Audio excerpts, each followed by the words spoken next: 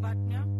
ओडिशामधल्या भुवनेश्वर इथं आज सकाळी पंतप्रधान नरेंद्र मोदी यांच्या हस्ते उत्कर्षा ओडिशा कार्यक्रमाचं आणि मेक इन इंडिया कॉन्क्लेव्ह प्रदर्शनाचं उद्घाटन झालं. ही परिषद प्रामुख्यानं जागतिक गुंतवणुकीच्या दृष्टीनं आयोजित करण्यात आली आहे. उत्तर प्रदेशात बागपत इथं जैन निर्वाण महोत्सवात लाडू प्रसाद चढवण्यासाठी मंचावर भाविकांची जास्त गर्दी झाल्यानं 65 फुटी रंगमंच कोसळून